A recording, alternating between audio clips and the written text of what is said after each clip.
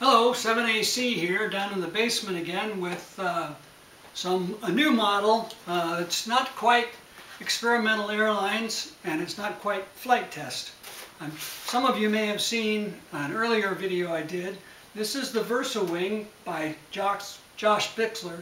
It's about a 30-inch wingspan, and I married it to a fuselage that was patterned on the one that Ed did for his Synapse.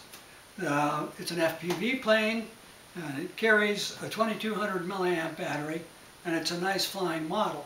But it's not quite as aerodynamic as some of the flying wings because of the fuselage section that has to be married to the wing. So I took the Versa Wing pattern and made what's called, what I like to call a blunt wing Versa Wing. If you've watched the flight test videos, you know that they've also come out with a blunt wing version of it. The idea, of course, being the basic Versa Wing, but with enough cargo room to carry the things that you need to carry for FPV. The difference between theirs and mine is, of course, first I've gone with Ed's taping of the paper surfaces. The flight test Versa Wing, they like to use, and it makes it lighter, a urethane coating on the wing surface rather than the tape. The other thing that makes this a Ed-inspired idea is that, unlike the Versa Wing of Josh Bixler, this one has a carbon fiber arrow shaft spar that runs in it. It's about 19 inches long. There's no particular reason for using that length. It just happened to be what I had laying around in order to build the blunt-nosed wing. The other difference between this Versa Wing blunt-nosed and the flight test Versa Wing is that it's really a two-piece design, whereas the flight test wing is a three-piece design. Flight test adds I believe it's 10, but it could be an 8-inch panel between the two Versa Wing halves. What I've done is simply extend the lower surface by 4 inches to form the cargo bay. Here we see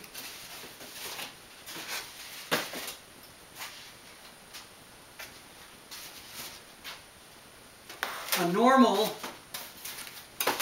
lower Versa Wing. This happens to be, I guess, the right half. Here's the blunt-nosed version that I made. I simply used the same pattern and added 4 inches on this side and 4 inches on that side, and that gave me the 8-inch compartment that I was looking for.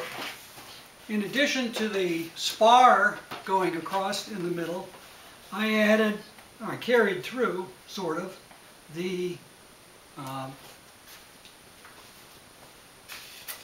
foam board spars that are used in the Versa Wing to form a carry-through spar that married the two halves.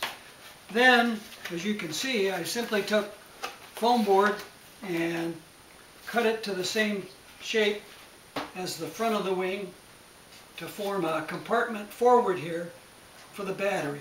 I used a piece of styrofoam, again, that I sanded and shaped so that it would fit the aerodynamics of the wing, and then I used foam to create the battery compartment. This wing carries a 5000 milliamp 3-cell battery. In order to balance with that rig and with the FPV gear that you see attached, it required a little bit, about 42 grams of tire weights that I stuck on the bottom in order to get a balance with a 4000 milliamp battery. This particular one has an 808/16 FPV camera, and it uses a FreeSky DR82 receiver and a 5.8 gigahertz transmitter. The compartment lid is a single sheet of foam board with the paper stripped on the inside and then simply rolled on a piece of dowel to form the front roll and folded over to form the airfoil. There's 2 strips of Velcro, one on each side, that hold the compartment shut, and it does just fine like that. My blunt nose Versa wing is powered by an RC timer 2826-6 2200 kV motor that swings a 7-inch prop. It's a fairly small motor, but it seems to handle this size model with no trouble at all. It's a sweet flying wing. We can take a look at that now. Thanks for tuning in. Bye.